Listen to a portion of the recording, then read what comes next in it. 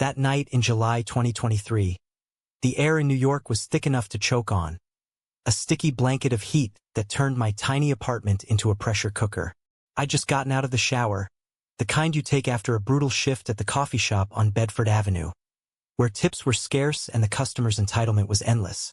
At 24, I was still chasing the dream of making it as a photographer, snapping street scenes with my beat-up Canon, dreaming of a gallery show that would validate the debt crushing my student loans. But dreams don't pay rent, and that night, exhaustion had me stripping down without a second thought, towel forgotten on the bathroom floor. The apartment was a shoebox. Exposed brick walls scarred from previous tenants, a sagging futon that doubled as my bed, and a window AC unit that wheezed like an asthmatic chain smoker. Posters of Ansel Adams and Robert Mapplethorpe peeled at the edges, a silent nod to the men who'd captured beauty in raw, unapologetic strokes. I was toweling my hair when the pounding started. Fists on wood, urgent and unannounced. Thinking it was the super about the leaky faucet, I yanked open the door without checking the peephole. And there was Nicholas. He was soaked, not from rain but from the sprint up 4 flights of stairs. His white t-shirt clinging to the lean muscles I'd pretended not to notice during our pickup basketball games in the park. His dark hair, usually gelled into that effortless wave, stuck to his forehead in defeated strands. Those hazel eyes, God, those eyes that could disarm a room, locked onto mine, then dropped down to where the towel had slipped just enough to reveal everything. Time fractured. I felt the heat rise, not desire, but shame. A tidal wave crashing over the fragile dam I'd built around my secret. Nicholas and I had been inseparable since that awkward orientation week. Him, the golden boy from a Jersey suburb, majoring in finance with a lacrosse scholarship. Me, the artsy kid from a fractured Chicago family, hiding my queerness behind sarcasm and shutter clicks. We'd crashed on each other's couches through breakups, job losses, and that one wild semester abroad in London where we'd sworn off women for a month just to clear our heads. Lies, all of it, or half-truths at least. Roman, he choked out, his voice a gravelly whisper that sliced through the humid air. He didn't look away immediately, and in that hesitation I saw the flicker. Confusion? Curiosity? Revulsion? My stomach twisted as I clutched the doorframe, the wood biting into my palm. Nick, man, give me a sec? I stammered, but he was already pushing past me, the door swinging shut with a finality that echoed in my chest. He paced the room like a caged wolf, hands raking through his wet hair, avoiding the futon where my clothes lay in a careless heap. I had to see you, he said finally, back to me, shoulders hunched. After what Sarah said. Fuck, Roman. Is it true? Sarah, my ex from last year, the one who'd ghosted me after I finally came out to her in a tipsy confession over cheap Merlot. She'd called me confused, but promised discretion. Apparently, promises meant jack shit in the age of group chats. I pulled on boxers and a ratty tank top, the fabric sticking to my damp skin, buying time. The room smelled of my cedarwood body wash mixed with the faint ozone of his urgency. What did she say, Nick? That I like guys. The words tasted like ash, but saying them aloud to him, for him, felt like lancing a wound. He whirled, face a storm cloud. She said you've been pining after me for years. That night in London, when we got blackout drunk and you kissed me, she said it wasn't the booze. That you're... He trailed off, gesturing vaguely at me, at the space between us that suddenly felt like a chasm. The kiss. I'd buried it deep, chalked it up to Jameson shots and jet lag. But it had happened. Our lips brushing in the dim light of that Camden pub, his hand on my neck for a beat too long before he pulled away, laughing it off as bro stuff. I'd spent the flight home replaying it, torturing myself with what-ifs. It's true, I admitted, voice steady despite the quake in my knees. All of it. I've been in love with you since the day you dragged me to that god-awful frat party and saved me from that creep hitting on me. But you're straight, Nick. Sarah's just stirring shit because I wouldn't hook up with her again. He stopped pacing, leaning against the windowsill, the city lights casting shadows that carved his jawline sharp. I'm not. I thought I was. But lately, with Jess dumping me, and work being this soul-sucking grind at the bank, I keep thinking about you. How you're the only one who gets it, who doesn't make me feel like I'm performing. The confession hung there, fragile as a soap bubble. I stepped closer, close enough to smell the faint salt of his sweat under the cologne he always wore. Something woodsy, expensive. Nick, you can't just say that. Not after. His phone buzzed, shattering the moment. He glanced at it, face hardening. It's her. Sarah. She's downstairs, waiting for me. Said we need to talk. Betrayal hit like a sucker punch. Sarah, who'd twisted my vulnerability into a weapon, now playing puppet master. Go, I said, turning away, the vulnerability from moments ago curdling into anger. Sort your straight guy drama. I'll be here, pretending this was just another bad dream. But he didn't move. Instead, he crossed the room in 2 strides, grabbing my arm. His touch burned, electric. No, fuck her. Tonight we talk. Really talk. About us. We talked until dawn, words tumbling like confessions in a Catholic booth. He admitted the doubts, the porn he'd clicked on out of curiosity, the way he'd flinch when guys at the gym got too close, not from disgust but something unnamed. I shared the loneliness, the hookups in dimly lit bars that left me emptier, the fear that loving him would ruin the only real friendship I'd ever had. By sunrise, the heat had broken, a rare summer rain pattering against the glass. We sat on the futon, knees touching, sharing takeout from the halal cart on the corner. Greasy lamb over rice, the kind of comfort food that grounded you in this chaotic city. What now? I asked, fork midway to my mouth. He looked at me, really looked, hazel eyes soft in the golden light. I don't know, Roman, but I'm not running. Not from this. Felt like the start of something. Terrifying, exhilarating. Little did I know the real storm was just brewing. The weeks that followed blurred into a fever dream of tentative steps and unspoken rules. Nicholas started crashing at my place more often, citing subway delays or avoiding his roommates' parties. But we both knew it was more.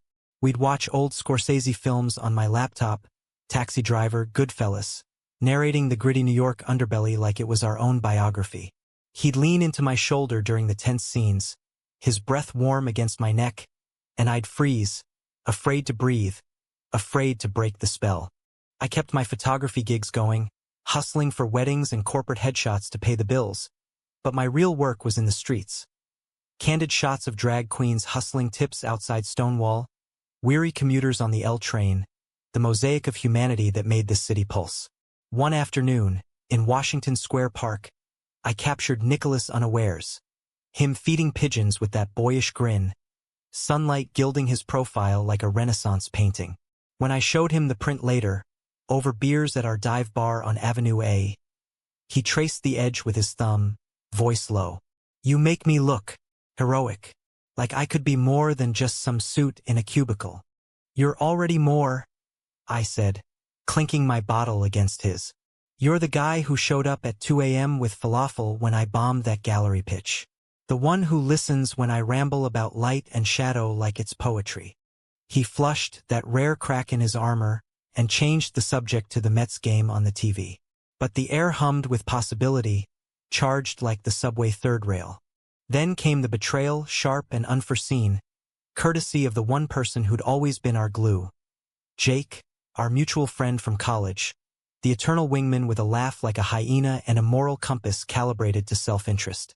Jake had crashed a few of our hangouts lately, oblivious or willfully blind to the shift between us. One night, after too many shots at a rooftop party in Bushwick, fireworks popping over the skyline, bass thumping from hidden speakers, he cornered me in the stairwell. Roman, level with me, he slurred, breath sour with tequila. What's the deal with you and Nick? He's been weird, ditching girls, glued to your hip. If you're turning him, that's fucked up, man. He's straight. We all know it. I shoved him back, anger flaring hot. Turning him? Jesus, Jake, it's not a disease. And if he chooses me, chooses you, he barked a laugh, eyes narrowing. Nah, bro. I saw him with that intern at the bank holiday party. Blonde, legs for days. If you're sniffing around, you're gonna get burned. Consider this a heads up from a friend. The words lodged like shrapnel. That night, Nicholas and I walked home in silence, the party buzz fading into the muggy dark. At my door, he pulled me into a hug, our first real one since that naked revelation, his chin resting on my head. "Ignore Jake," he murmured. "He's just jealous.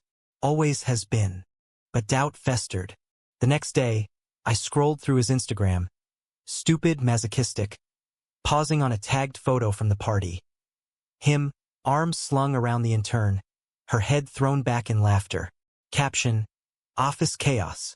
Living the dream." My chest tightened. Was this real, or just Jake's poison seeping in?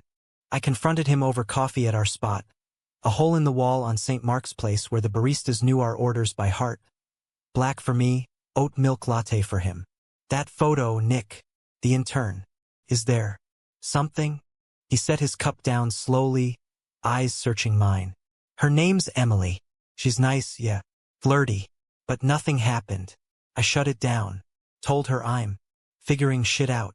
He reached across the table, fingers brushing mine. A public gesture that drew a few glances from the hipster crowd. "With you." Relief washed over me, mingled with the terror of hope. "Figuring out. That's code for I'm scared shitless, isn't it?" He nodded, a rueful smile tugging his lips. "Guilty. My folks are coming into town next week. Dad's already on my ass about settling down. If they knew." The weight of expectation pressed down, the American dream twisted into a noose. Picket fence, 2.4 kids, a wife named Karen. For a guy like Nick, from that buttoned-up Jersey clan, coming out wasn't just personal, it was seismic. We spent the afternoon wandering the High Line, the elevated park a green vein threading through the concrete jungle. Tourists snapped selfies amid wildflowers, oblivious to our quiet unraveling.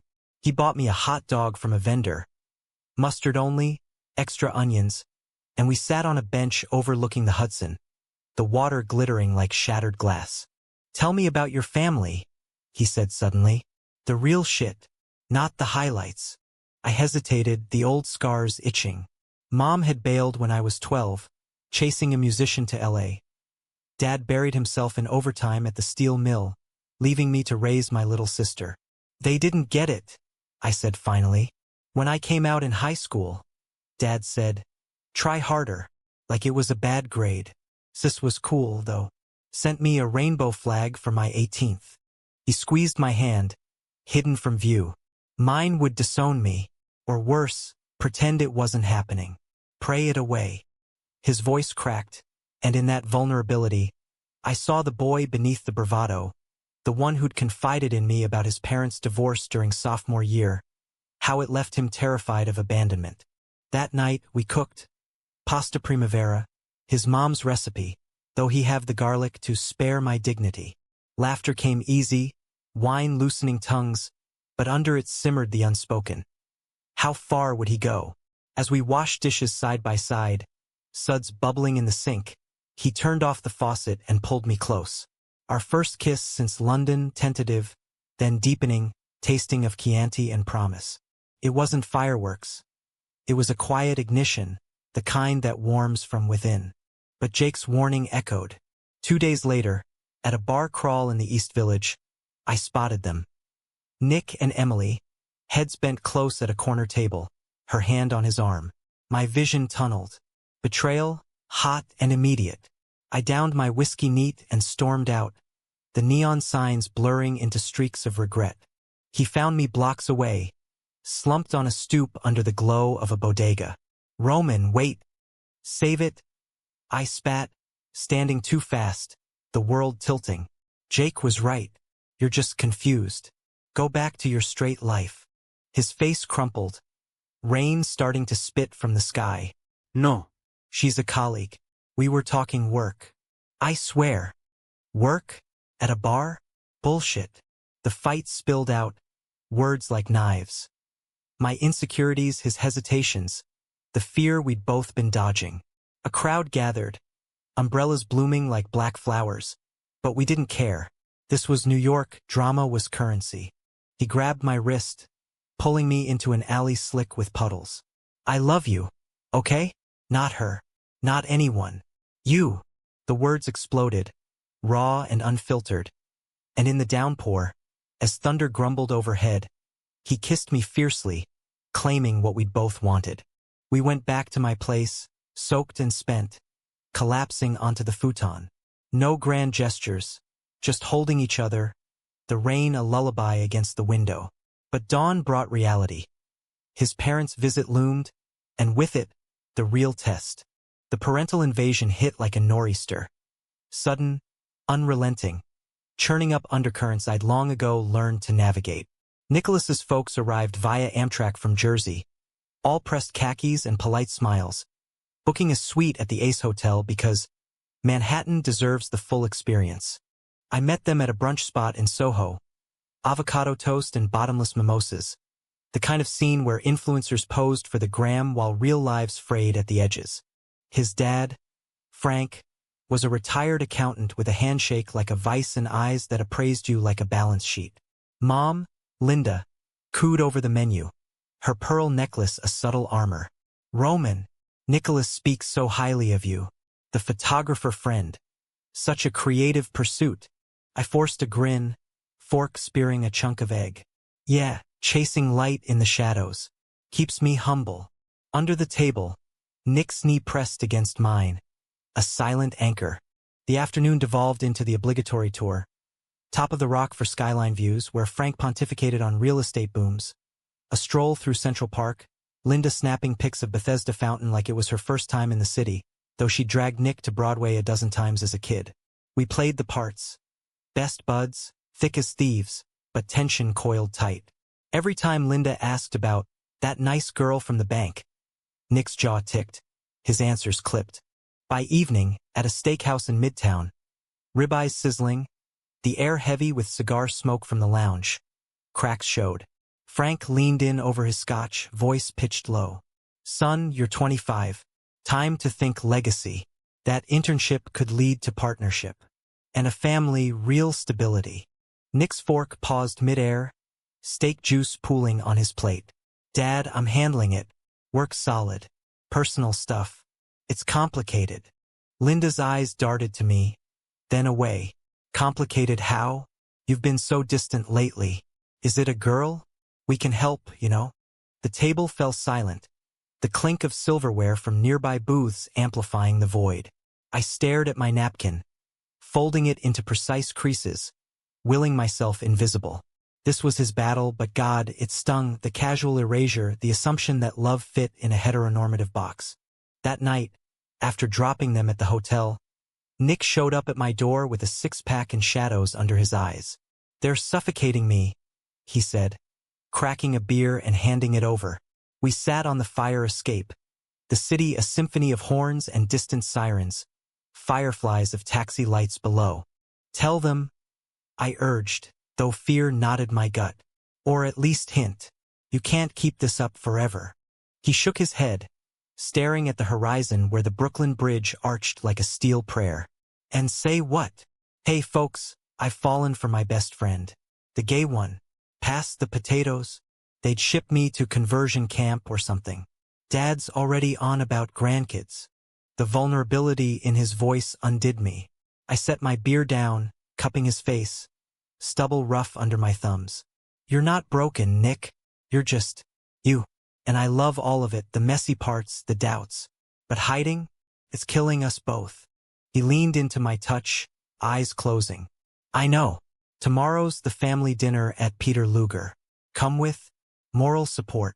I agreed, though dread pooled like ink.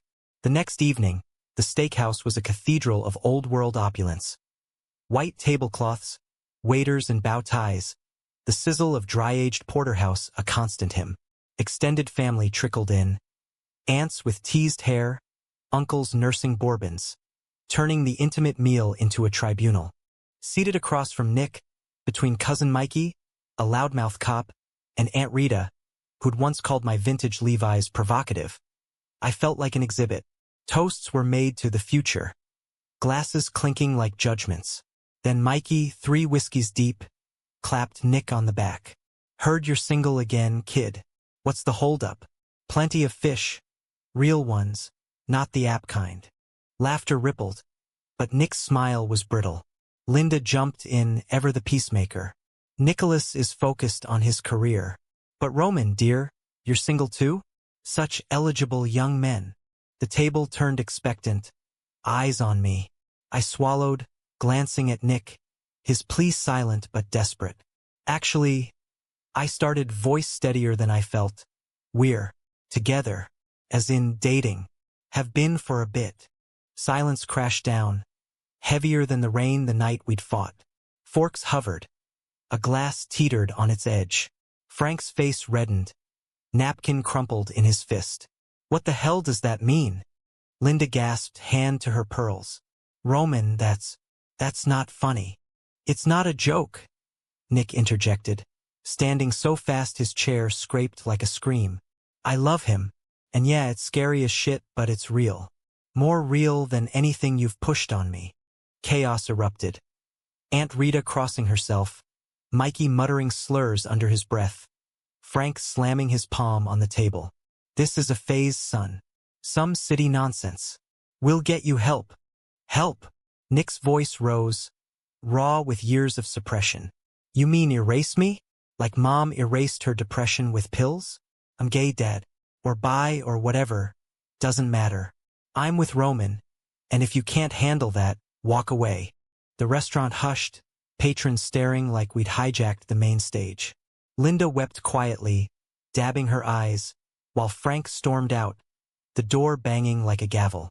We fled into the night, Nick's hand in mine, the cool autumn air, early for October. A balm on our flushed skin.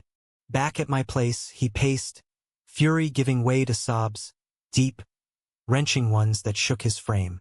I held him on the floor, back against the futon, murmuring nonsense about resilience, about the city that swallowed secrets and spat out survivors. You did it, I whispered. You chose us. He clung to me, face buried in my shoulder. What if I lose them? Everything. Then we build our own everything. Here. Now. Sleep came fitful, tangled in sheets that smelled of us. Morning brought a text from Linda, we need to talk. As a family. Hope flickered, fragile but insistent. But betrayal struck again, this time from within. Jake, who'd heard through the grapevine, cornered Nick at work, spilling to HR about distractions, implying Nick's personal issues affected his performance. Whispers spread. The golden boy derailed by that phase. Nick came home early, tie loosened, eyes hollow. They put me on probation. Jake, he twisted it all. Rage boiled in me. Not just at Jake, but at the system, the casual homophobia baked into boardrooms and family trees. Sue the bastards. Or quit. Start fresh. He sank onto the couch, head in hands. I can't. Not yet. This job's my ticket out. Out of what? Hiding. The words escaped sharper than intended. Our first real fracture since the alley kiss. He flinched, and guilt twisted the knife. Nic. I'm sorry. I see you dimming, and it kills me. We argued into the night. Voices echoing off brick. Accusations flying. My impatience, his fear. Climax built like a storm front. He accused me of pushing too hard, of not understanding the stakes. I hurled back that love wasn't a negotiation, that his half-in was half-killing me. In the heat, he grabbed my shirt, pulling me close. Not for a kiss, but a shove against the wall, his face inches from mine, breath ragged. Then silence. His hands slid up, fisting my collar, and he kissed me. Desperate, bruising, a collision of hurt and hunger.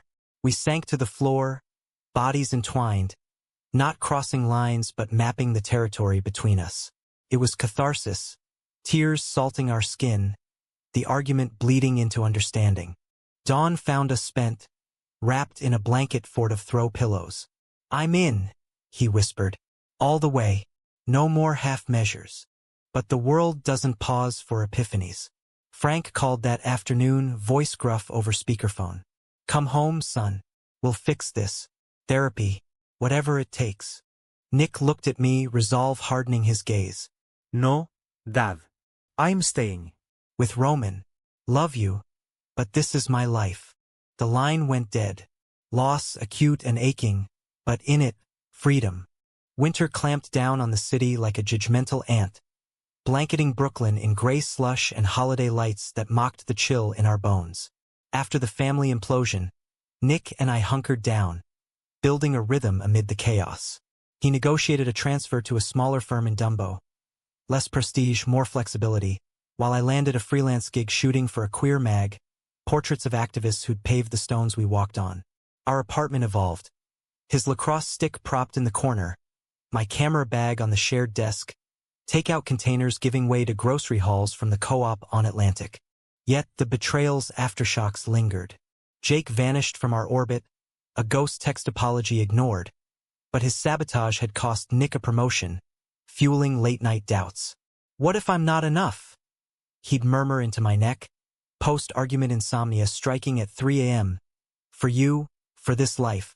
I'd trace the freckles across his nose, remnants of Jersey summers. You're everything. The rest? Noise. Humanity crept in through small graces. Linda reached out sporadically, care packages of his favorite Jersey bagels. A tentative email about a PFLAG meeting she'd attended, just to understand. Frank was radio silence, but Nick sent photos anyway. Us at the Christmas tree lighting in Bryant Park, mittens on, cocoa steaming. A blurry shot of our first joint tattoo. Tiny coordinates of that London pub inked on our wrists, a map to our origin. The climax crested in February, during a brutal nor'easter that shut down the subways and turned Manhattan into a wide-out war zone. We'd planned a quiet Valentine's. Dinner at home, candles flickering against the storm. But Nick's phone rang mid-prep, Frank's name flashing like a warning. He's in the hospital, Nick said, paling. Heart attack. Mom's a wreck. We battled the winds to Penn Station, trains canceled, hailing a yellow cab that crawled through drifts. The Jersey Turnpike was a slog, wipers slapping rhythmically, my hand in his the whole way. At the hospital, fluorescent hell of beeps and bleach. Linda collapsed into Nick's arms, sobbing. He asked for you. Before. He was so angry. But now. Frank lay pale in the ICU, tubes snaking like accusations. When Nick entered, I hung back, but he pulled me in. Dad, this is Roman, my partner. Frank's eyes fluttered open, watery and weak. No thunder, just a rasp. Heard. About the dinner. Sorry, kid. Thought I was protecting you. Pause, labored. Looks like a good man. Hold on to that. Tears carved tracks down Nick's face. I will. Love you, Dad. The vigil stretched. Coffee from vending machines. Linda's hand finally squeezing mine in tentative alliance. Frank stabilized, discharged a week later with meds and mandates. But the fracture mended, stitch by stitch. Back in Brooklyn, Nick emerged changed, lighter, unburdened. He called today. He told me over breakfast, sunlight slanting through the blinds.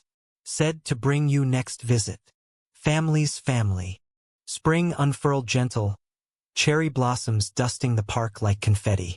We marked our anniversary, that naked night, with a road trip upstate, Hudson Valley hills greening under tentative sun.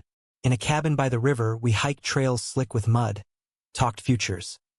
My gallery show submission, his MBA applications, vague dreams of a place with a yard someday, maybe even kids through surrogacy.